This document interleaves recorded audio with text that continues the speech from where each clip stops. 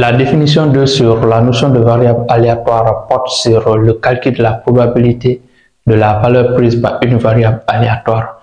C'est un peu complexe et même si on va passer tout le temps à expliquer, vous n'allez pas mieux comprendre. Donc on va lire et puis un petit commentaire. Après, je vais chercher un bon exercice ou deux comme ça. On va essayer de les traiter pour vous initier à l'utilisation des variables aléatoires. C'est pas compliqué, mais au début, c'est pas facile de s'imaginer dans la tête comme ça et puis de bien raisonner. Maintenant, c'est cette définition-là. La première définition, c'était tout simplement sur la variable aléatoire. La deuxième définition, c'est sur le calcul de la valeur prise par une variable aléatoire ou bien des valeurs prises par une variable aléatoire. Maintenant, cette définition, on dit soit P, une probabilité définie sur un univers ohm. La loi de probabilité d'une variable aléatoire x sur ohm est l'application qui, à toute valeur x, i prise par x associe P de xi égale à i. De xi, ça c'est tout simplement une notation indicielle. Ça peut être x1, x2, x3, ainsi de suite. Je vais prendre un exemple. Comme ça, on va essayer de déterminer la loi de probabilité. Vous allez comprendre comment on détermine la loi de probabilité. Nous allons faire cet exercice qui va vous permettre de comprendre la notion de variable aléatoire. L'exercice est là. Exemple 1. Du coup, une contient 3 boules rouges et 4 boules bleues. On tire 2 boules simultanément et au hasard. On gagne 100 francs par boule rouge tirée. Déterminer les gains possibles et leurs probabilités respectives. Dans cet exercice, nous avons affaire à une expérience aléatoire et aussi à la notion de variable aléatoire. Où se situe la notion de variable aléatoire? C'est à partir de là, où on a dit déterminer les gains possibles. Les gains possibles constituent ici l'ensemble des valeurs prises par la variable aléatoire. C'est tout simplement que ça. Je vais essayer de détailler l'exercice et vous comprendrez mieux. Solution. La première des choses, c'est de définir notre expérience aléatoire. Expérience aléatoire.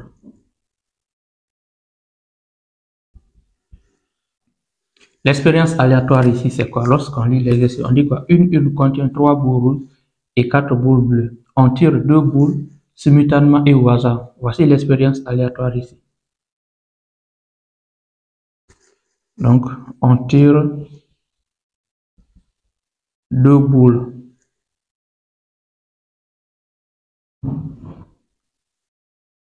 simultanément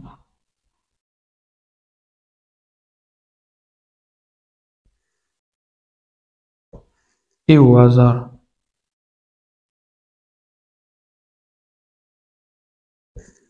Cette phrase constitue ici notre expérience aléatoire. Après l'expérience aléatoire, il faut définir quelques éventualités ou bien toutes les éventualités, mais dans les exercices très souvent, on n'aura pas la possibilité de décrire toutes les éventualités. Donc, on peut directement passer à l'univers des éventualités. Mais avant de passer à l'univers des éventualités, vous devez d'abord penser et avoir une idée générale sur ce qu'on vous demande de faire. Ici, lorsqu'on tire, nous avons une une, on dit quoi? Une une contient, nous avons notre une ici. Une une, c'est un petit sac, 3 boules rouges. Très souvent, les boules sont numérotées. Donc, on a boule rouge qu'on va numéroter par exemple par 1, 2 et 3 comme ça. Après, et combien de boules? Les boules bleues. 4 boules bleues. Donc, boule bleue 1 par exemple, boule bleue 2, boule bleue 3, 3 et boule bleue 4 comme ça. Tirage simultané déjà, automatiquement nous pouvons choisir l'outil. Donc, outil, ici c'est quoi? C'est la combinaison.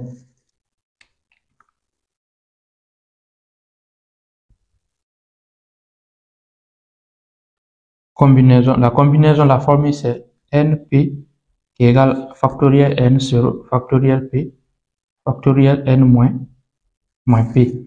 C'est comme ça. Maintenant, il faut chercher N, il faut chercher P. Ici, N égale à quoi? N, c'est le cardinal de quoi? De l'ensemble E. Si on suppose que E, c'est l'ensemble des boules. Et P, c'est le nombre de boules tirées. Ici, on a dit que c'est pourquoi il faut connaître l'expérience aléatoire. On tire 2 boules, donc P égale à 2. Maintenant, ça, on va essayer de déterminer. Dans notre une, il y a combien de boules? L'ensemble des boules. 1, 2, 3, 4, 5, 6. 7. 1, 2, 3, 4, 5, 6, 7. Il y a 7 boules. On va dire par exemple soit E, l'ensemble des boules comme ça.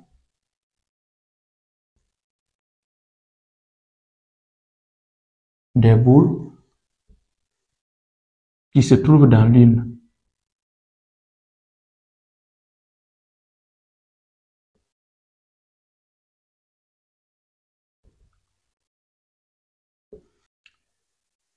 E sera égal à quoi? Il y a 3 boules rouges. Les boules rouges, nous allons les numéroter de 1 à 3. Donc, on va faire comme ça. Boule rouge 1, boule rouge 2, boule rouge 3 et 4 boules bleues. Les boules bleues, aussi on va les numéroter. Boule bleue 1, boule bleue 2, boule bleue 3 et boule bleue 4. Comme ça. Le cardinal de E égale à combien? Le cardinal de E, c'est notre N, c'est égal à 7. Donc, lorsqu'on met la main dans l'une, je vais redessiner l'une comme ça. Nous avons les boules bleues 1, 2, 3, 4 par exemple. Et les boules rouges, nous avons le 1, peut-être le 2 et le 3, les boules rouges. Maintenant, lorsqu'on met la main dans le sac, on doit tirer 2 bouts dans cette une. Une éventualité possible, c'est quoi? Une éventualité, on peut tomber comme c'est la combinaison donc des sous-éléments, on tire simultanément, on peut prendre 2, on peut tomber sur la boule rouge 1 et la boule rouge. On peut tomber sur la boule bleue 1 et la boule rouge 3 par exemple. Voici un résultat possible. Ça c'est un résultat. Un autre résultat, on peut tomber sur 2 boules rouges et 1 par exemple. Ça aussi c'est un résultat. Donc nous avons 2 éventualités. L'ensemble des éventualités ici est déterminé à l'aide de la formule de la combinaison qu'on a essayé d'écrire ici. Donc pour cela on va dire quoi? L'univers c'est l'ensemble de ces éventualités. On aura combien? On ne sait pas. Univers, c'est l'univers qui va c'est la combinaison qui va nous permettre de déterminer le nombre de résultats possibles. Ce nombre de résultats, c'est le cardinal de Ohm qui sera égal à quoi? À la combinaison. Il y a combien d'éléments dans l'une? 7. P, déjà N, on a déterminé, on applique tout simplement la formule de ce qui sera égal à factoriel 7 sur factoriel 2, factoriel 7 moins 2. Le cardinal de l'univers égal à quoi? Factoriel 7, factoriel 2, la différence est factoriel 5. Ça c'est égal à combien? C'est 7 fois 6 fois factoriel 5 sur 2 fois 1 fois factoriel 5. On peut simplifier factoriel 5, factoriel 5. Ici, 6 est un multiple de 2, donc c'est 3 fois. Nous avons 21 résultats. Ça veut dire quoi? Il y a 21, il y a 21 éventualités. 21. Connaissant ça, on revient. Maintenant, on nous dit qu'on tire 2 bouts simultanément et au hasard. Ça, d'abord, c'est à nous de faire. L'exercice ne nous demande pas de faire les petits détails là, mais on est obligé de les faire pour la compréhension de l'exercice. Maintenant, ici, on gagne 100 francs par boule rouge tirée. Veut dire quoi? Lorsqu'on met la main dans le sac comme ça, on tire 2 boules. Si on tombe sur 2 boules bleues comme ça, et boule 4 par exemple, c'est-à-dire on n'a pas eu de boule rouge, on va gagner combien? On gagne 100 francs par boule rouge tirée. Si on met la main dans le sac, on ne tombe pas sur une boule rouge, nous allons gagner 0 francs. On ne gagne rien, puisqu'on a eu 0 boule rouge.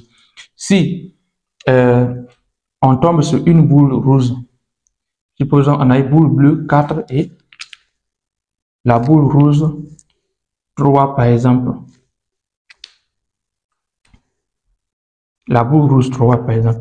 Nous allons gagner combien? On dit qu'on gagne 100 francs par boule rouge tirée. Lorsqu'on tire 2 boules, s'il y a le nombre de boules rouges tirées va nous permettre de gagner le nombre de francs ici. Ici, on a une boule rouge tirée. On a une boule rouge, donc nous allons gagner 100 francs. Maintenant, si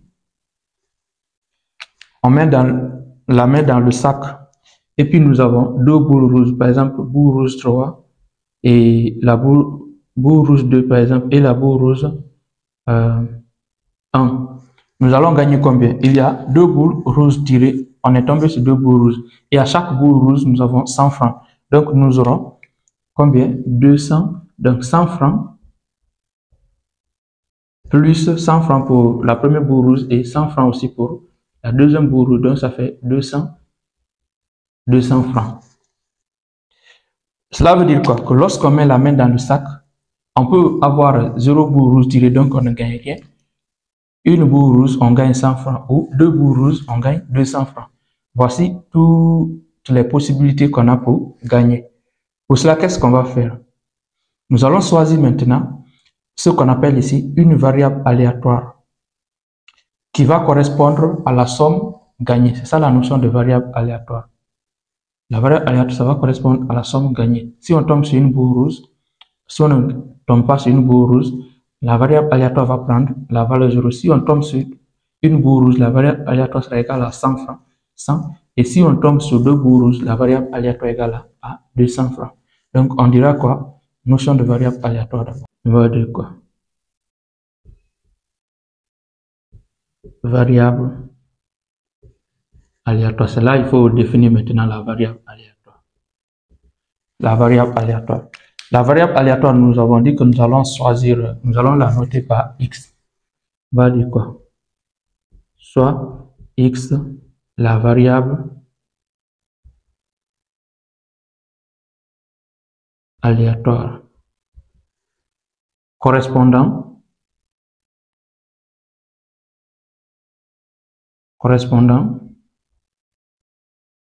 à la somme gagnée, la somme qui est gagnée, à la somme gagnée en francs. Quelles sont les valeurs possibles de la variable aléatoire ici? Donc, pour cela, nous allons définir ici ce qu'on appelle l'univers image de Ohm. On travaille avec Ohm. Donc, l'univers image, c'est là où il faut maintenant parler de l'univers image. Univers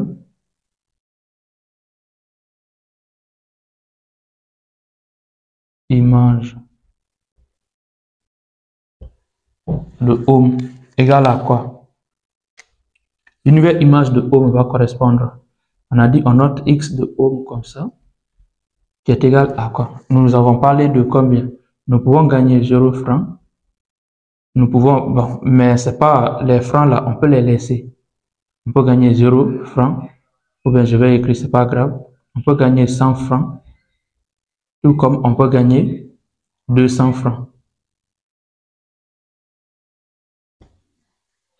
Une fois qu'on définit l'univers image de Ohm, qu'est-ce qu'on fait? On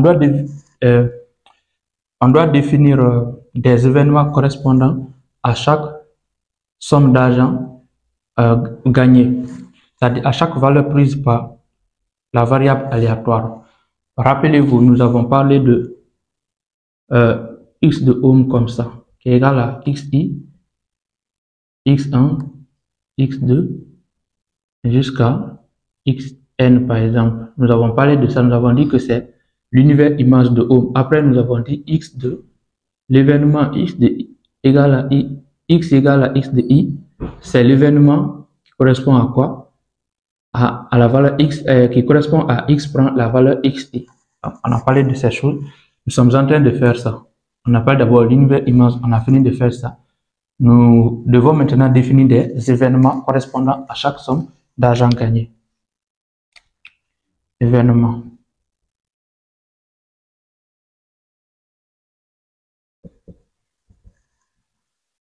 Ces événements, nous allons définir combien d'événements? 3 événements correspondant aux 3 sommes d'argent qu'on gagnera. Maintenant, le tout premier événement, cette fois-ci, on ne va pas noter à 2 points d'événement, non. C'est comme ça, on va définir, puisque nous avons vu la notation et le vocabulaire.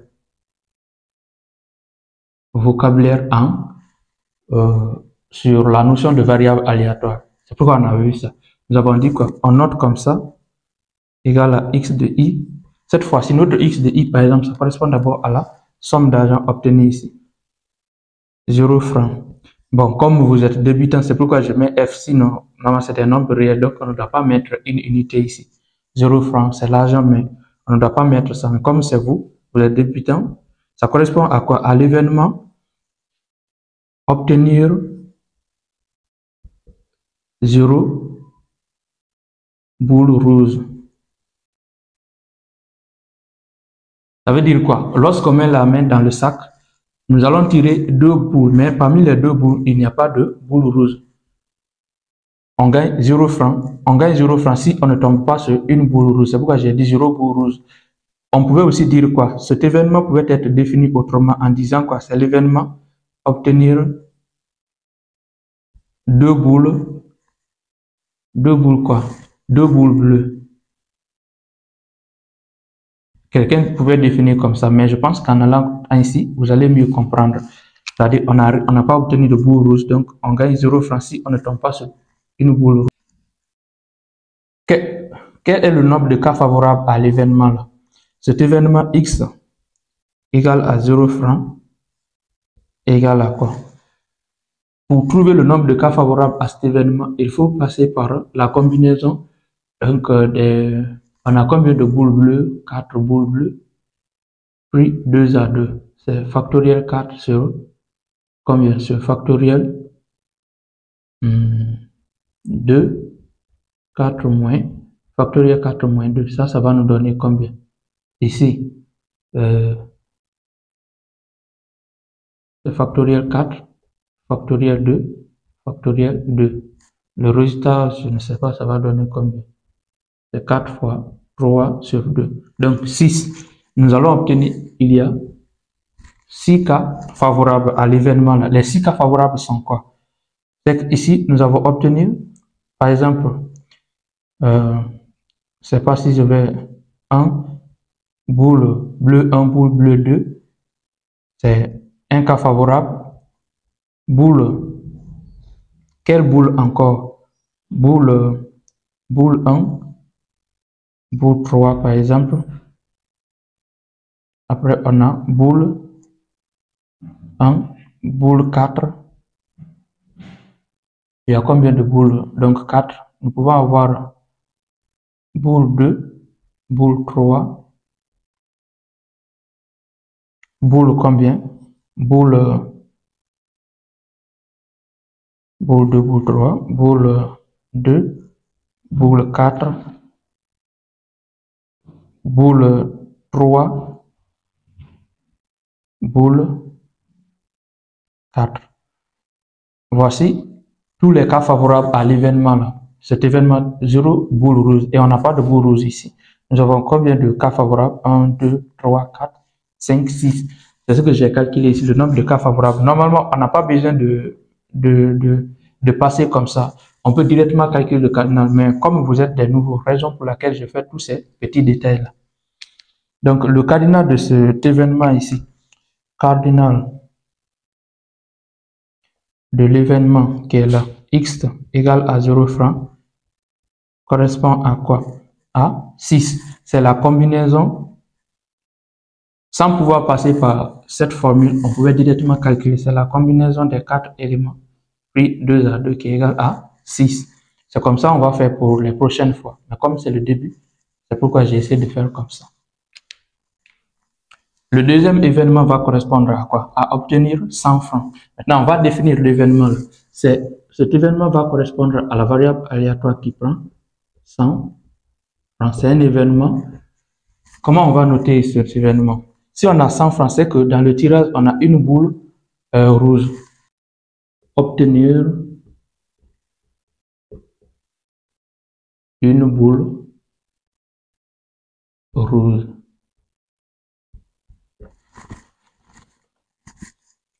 Obtenir une boule rouge. Quel est le nombre de cas favorables à cet événement?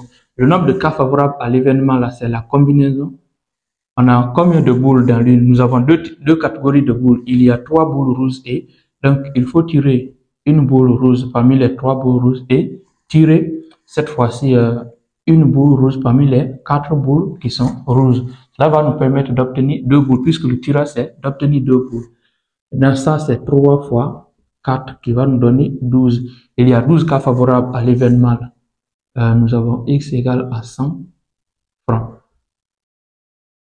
C'est un événement, ça. Quel est l'ensemble des cas favorables à cet événement? On peut obtenir une boule bleue. La première boule bleue est, par exemple, obtenir quoi? Et obtenir ici la première boule rouge.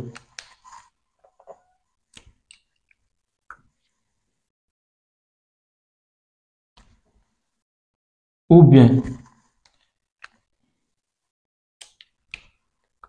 on peut avoir quoi? Je vais aller dans l'ordre. On peut avoir la boule bleue 1 et obtenir ici la boule rouge 2.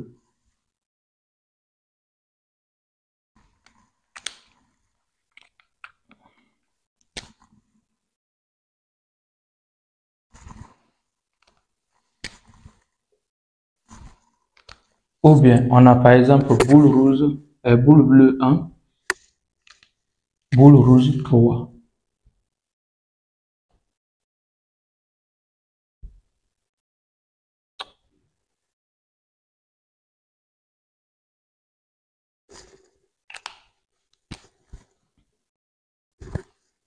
J'essaie d'utiliser les couleurs pour que vous puissiez voir clairement. C'est pourquoi j'utilise des couleurs comme ça. Sinon, ça ne vaut vraiment pas la peine. Ou bien, on peut avoir ici boule bleue 2. Il y a combien de boules? Ouais. Combien de boules rouges? 3 boules rouges. Ok, c'est bon. 3 boules rouges et 4. Ok. On peut avoir la boule rouge bleue 2 et 1. C'est aussi un cas favorable. Ou bien, on peut avoir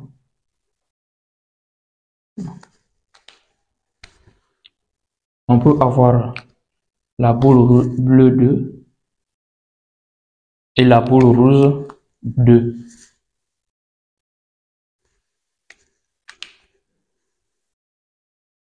Ainsi de suite. Jusqu'à combien? 12. On doit avoir 12 résultats. 12 résultats. 1, 2, 3, 4, 5. Jusqu'à 12.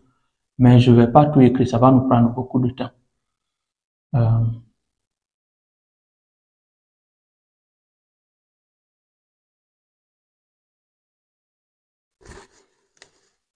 Si on a une boule rouge, donc on obtient combien? 100 francs.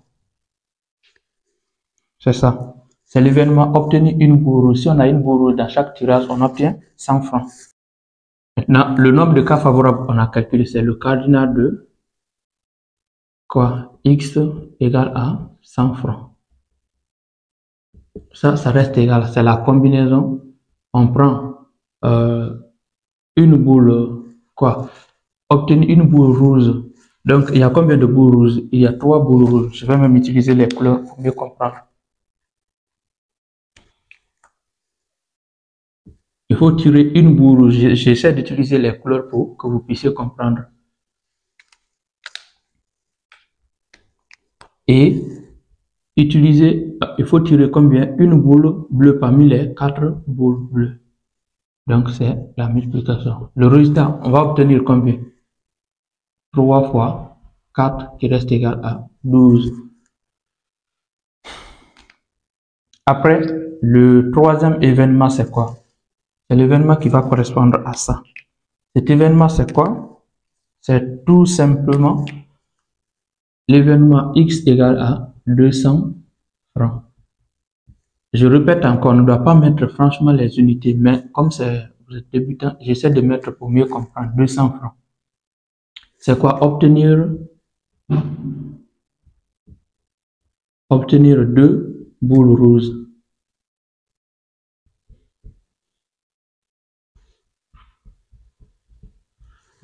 C'est l'événement obtenir 2 boules rouges. Donc, quand on met la main dans le sac, on a 2 boules rouges. Ça va nous permettre, si on a 2 boules rouges, on gagne 200 francs. Puisque, regardez, je reviens encore, on nous a dit quoi? On gagne 100 francs par boule rouge tirée. Ici, si on a une boule rouge, on a mis la main, on est tombé sur ça, nous allons gagner 100 francs. Ou bien si on était tombé sur ça, c'est toujours 100 francs, 100 francs. Donc, il y a 12 cas favorables. On va revenir maintenant, obtenir 2 boules rouges. Donc, on a mis la main dans le sac, on tire, là, on est tombé sur 2 boules rouges, on gagne combien? 200 francs, puisque chaque boule rouge, c'est 100 francs, donc 200 francs. L'ensemble des cas favorables à cet événement. Pour connaître l'ensemble des cas favorables, c'est la combinaison. Il y a combien de boules rouges? Il y a 3 boules. On va tirer 2 dedans. Le résultat, c'est tout simplement 3. Donc, 3 cas favorables. C'est pas grave, je peux écrire tout ça là rapidement. F égale. Donc, 1, 2, 1 et 3, 2 et 3.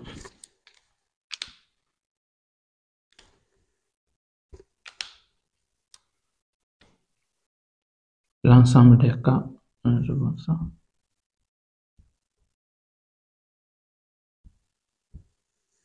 Voici les 3 cas favorables à cet événement. Maintenant, qu'est-ce qu'on va faire? Le cardinal, on doit définir le cardinal de cet événement. Le cardinal de cet événement, c'est quoi? Cardinal, l'événement X prend 20 francs. C'est tout simplement la combinaison des 3 éléments pris 2 à 2 qui va nous donner 3.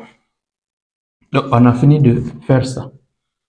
On nous a dit quoi? Déterminer les gains possibles et leurs probabilités respectives. Les gains possibles, ça correspond à l'univers image. C'est ce qu'on a essayé de... La question, la déterminer les gains possibles, c'est ça. Les gains possibles, on peut gagner 0 francs, 100 francs ou 200 francs. C'est l'univers image qu'on nous a demandé là-bas. Les probabilités possibles, là, il fallait d'abord définir les événements correspondant à chaque gain. Si nous avons trouvé ça, on peut maintenant essayer de calculer probabilité. La probabilité, ou bien calculer les probabilités. Calcul des probabilités.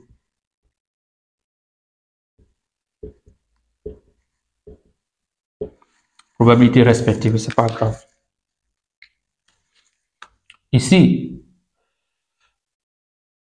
nous avons combien de probabilités à déterminer? C'est la probabilité de gagner 0 francs. La probabilité qu'on a pour gagner 0 francs, c'est quoi? C'est P de X égale à l'événement correspondant, ça c'est 0 francs, qui reste égal à quoi? Le nombre de cas favorables à l'événement là, X égale à 0 francs, sur le nombre de cas possibles, qui est le cardinal de l'univers. Équiprobabilité, formule de Laplace. Quel est le nombre de cas favorables à l'événement là? On a déterminé c'est 6. Nous avons 6 sur le nombre de cas possibles. On a déterminé combien? Je pense que c'est 32. Hein? Le cardinal de l'univers, on a calculé, c'est combien on a trouvé? Cardinal, 7 éléments pris 2 à 2. C'est factoriel 7 sur factoriel 2, factoriel 5 égale à 7 fois 6 sur 2. C'est 21, c'est pas 32. 21. J'ai effacé. P de X égale à 0 francs égale à quoi? Ici sur 21. Bon, je pense qu'on peut simplifier, mais je vais me limiter là. On peut simplifier. 6, c'est 3 fois 2. 21, c'est 21 égale à 7 fois 3. Donc, on peut simplifier. Nous pouvons avoir tout simplement ici 2 septièmes. Mais c'est pas grave, je vais garder sur cette forme. Après, la probabilité de gagner combien? La probabilité de gagner 100 francs. On va calculer P de X égale à 100 francs. La probabilité de gagner 100 francs, c'est quoi? Le nombre de cas favorables à l'événement là, c'est où? Le nombre de cas favorables, c'est 12. Bon, on va d'abord écrire la formule. C'est cardinal de X égale à quoi? X égale à 100 francs sur le cardinal de l'univers égale 12 sur 21. Ça aussi, on peut simplifier. P de X égale à 100 francs sera égal à quoi? À 12 sur 21. La troisième probabilité que nous pouvons calculer ici, c'est quoi? Nous avons fini avec ça. C'est la probabilité de gagner 200 francs. La probabilité de gagner 200 francs. Donc, X égale à 200. C'est quoi? C'est le nombre de cas favorables à cet événement. Qui est X. Donc, double parenthèse. Égale à 200 francs. Sur le nombre de cas favorables cardinal. Et le nombre de cas possibles, c'est cardinal de ohm égale à combien? On a trouvé combien? 3 sur 21. P de X égale à 200 francs égale à quoi? 3 sur 21. Voici le travail qu'on avait à faire. Et leur probabilité, les trois probabilités qu'on a calculées. On va revenir aussi dans le cours. Le cours, on nous dit quoi? Variable aléatoire, notion de variable aléatoire. Définition, on appelle variable aléatoire X sur un univers ohm, toute application de ohm vers R. Toute application de ohm vers R, voici l'application, c'est ce qu'on a essayé de faire ici. J'ai effacé, bon, il n'y a pas de place, c'est pas grave. Après, la deuxième définition, on dit soit P, une probabilité définie sur un univers ohm. On parle d'une la loi de probabilité d'une variable aléatoire X sur ohm est l'application qui, à toute valeur Xi prise par X, associe P de X. Donc, c'est ce que ça veut dire. La valeur prise par Xi ici, ça correspond par exemple à 200 francs. On a calculé la probabilité associée, c'est 3 sur 21. C'est ce qu'on a dit. Associe P de X. 3 sur 21. Nous avons calculé combien de probabilités? 3 probabilités. Maintenant ici, la loi de probabilité, lorsqu'on vous demande de calculer la loi de probabilité, vous devez d'abord déterminer l'univers image comme on a eu à faire. Déterminer l'univers image, calculer la probabilité correspondant à chaque valeur prise par la variable aléatoire. Nous avons fait ça. Définir les événements d'abord correspondants en affaires. Après, on a calculé les différentes probabilités. Après avoir calculé les différentes probabilités, il faut vérifier la loi de probabilité. La vérification de la loi de probabilité consiste à faire quoi? C'est ce que nous allons faire tout de suite.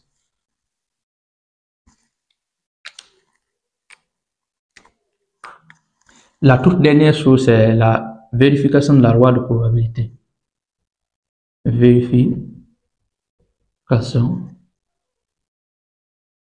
de la loi de probabilité.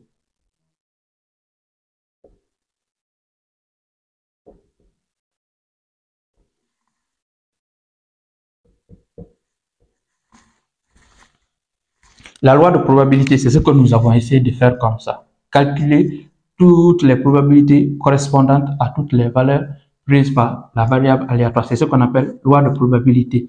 Maintenant, lorsqu'on fait ça, nous devons vérifier la loi de probabilité. La vérification consiste à faire quoi? C'est que vous devez faire la somme de toutes les probabilités calculées et obtenir un. Si vous obtenez un, peut-être vous avez trouvé, mais chaque fois, vérifiez ça. Ça, c'est au brouillon. On ne vous demandera pas de faire ça très souvent. dans les propres, mais vous devez vérifier pour vous rassurer.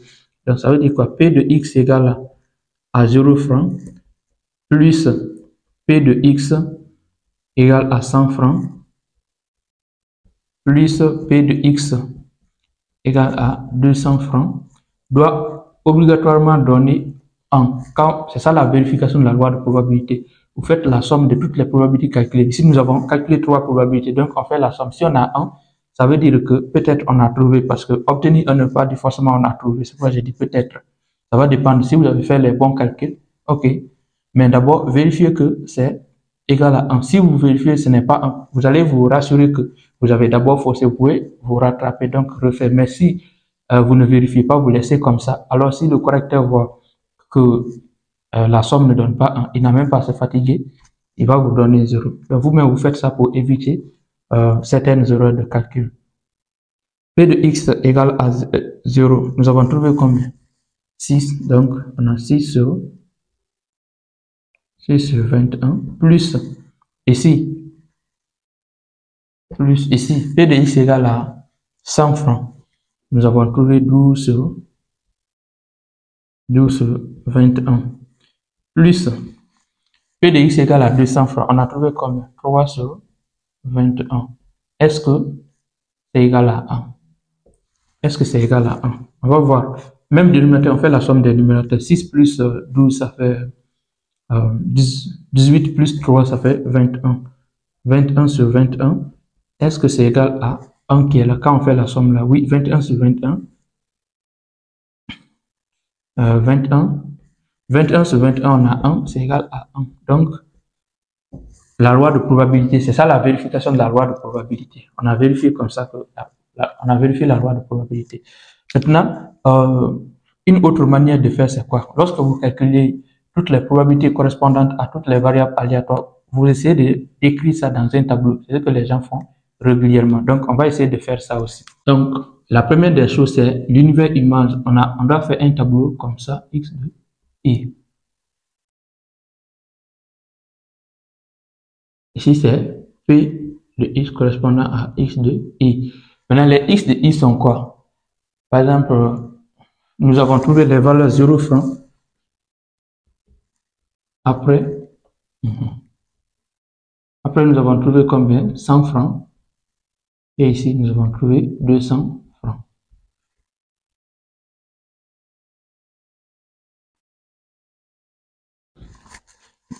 La probabilité correspondante, lorsqu'on a obtenu 0 francs, quelle est la probabilité qu'on a eu? La probabilité, c'est 6 sur 21. La deuxième fois, c'est 12 sur 21. Et la troisième fois, c'est 3 sur 21. C'est comme ça, on définit la loi de probabilité dans un tableau. Lorsque vous faites la somme, vous allez trouver 1. Voici tous les cas que vous pouvez rencontrer dans les exercices, ou bien voici tout ce que vous pouvez faire lorsque vous avez affaire à une variable aléatoire.